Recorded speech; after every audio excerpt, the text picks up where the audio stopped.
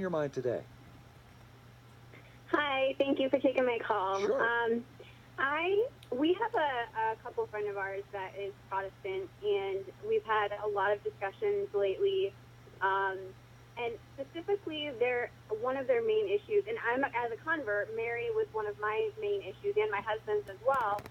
And I think I've just been able to accept the church teaching on that. Never really coming to I can prove the Immaculate Conception, or I can prove, this or that about her. But I just want to know how you would go about having that kind of conversation about Mary specifically for in Protestant circles. And I guess specifically more the Immaculate Conception is what their issue was, that if she was immaculately conceived, I think they pointed out Romans that it says only one, there was only one that was sinless and perfect, and that was Christ. And so to preserve her parents would have had to have been preserved, and so on and so forth. Okay, thanks. A lot of things I want to say about this. So first of all, I appreciate the question, by the way. The way the call screener recorded your question on my computer is as follows. How do I defend the Immaculate Conception when they say the Immaculate Conception is not in the Bible? And I like that formulation of the question, because the first thing I want to do when I engage in a dogmatic dispute with any Protestant is I want to challenge the premise of the question. Rather than directly answering it, which I'll get around to doing, but rather than directly answering it and saying, well, it is or it isn't in the Bible, I want to say, well, why on earth do you think that a Christian dogma must be found in sacred scripture in order to be obligatory? Where did you get that idea from? Because that's not a biblical idea. So it's incoherent to assert it. All right?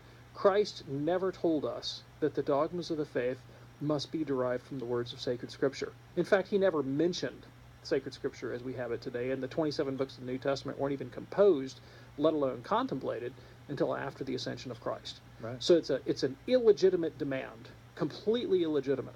And if they're going to assert prove this from the Bible, then I'm going to ask them to prove that I have to do that. You prove that that's a standard that I have to rise to, because Scripture doesn't command me to base my Christian faith on the Bible alone. On the contrary, Scripture tells me to found my Christian faith on the teaching authority of the apostles and sacred tradition, not on the Bible alone. So that's number one. All right. And you got to go there. You got to raise that question, because otherwise you'll play this game all day long. Where does it say in the Bible? Where does it say in the Bible? Where does it say in the Bible? Well, where does it say in the Bible that we have a Bible? All right. It doesn't. It doesn't. All right. You got to deal with that question with the authority. Now, secondly, when it comes to the Immaculate Conception, there is no smoking gun text in the Bible that says, and Mary was immaculately conceived. Just like there's no smoking gun text in the Bible that says, and by the way, God is a Trinity. Okay? And for that matter, there's no smoking gun text in the Bible that says, did you know that Christ is a single person with two natures hypostatically conjoined? All right, which is a dogma that most all Protestants accept, the doctrine of the two natures that Christ taught at the Council of Chalcedon. And I could go through, for that matter, you can pick out some, really characteristically Protestant dogmas, like the doctrine that Christ's righteousness is imputed to the believer. That's definitely not in the Bible. The doctrine that we're saved by faith alone, definitely not in the Bible. All right. So anyway, not like those are anyway parallel. I mean, those are just flat out contradicted by Scripture. Right. But the idea that I have to, again, point to a specific passage of Scripture as a kind of smoking gun proof text is not the way theology works, right? Because it's not the way the Bible works. The Bible's not a textbook that lays out a series of definitions of, dogmatic theses. That's not the way Scripture operates. Yeah. That being said, now let me get into the logic of the doctrine of the Immaculate Conception. The most important thing to know about the Blessed Virgin Mary is that she's the Mother of God.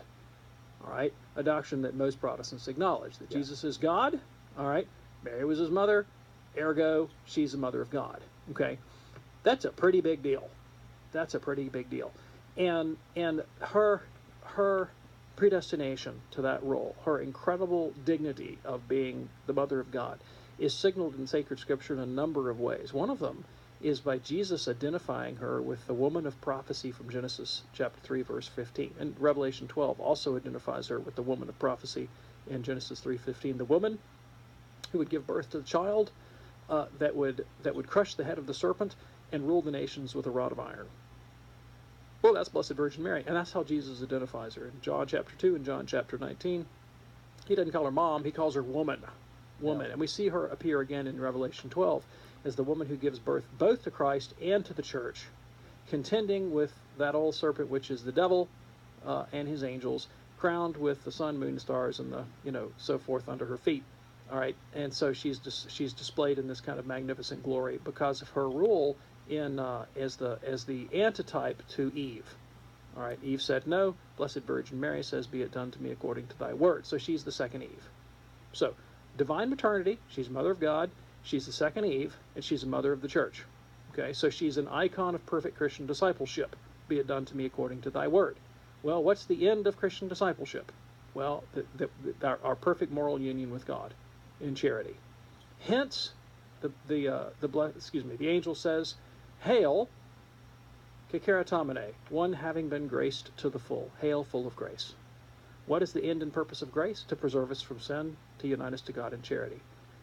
The angel says of the Blessed Virgin Mary that she has the plenitude of grace. She has this grace to the full. Well, how full is that? Jesus said, "Be ye perfect as your Father in heaven is perfect."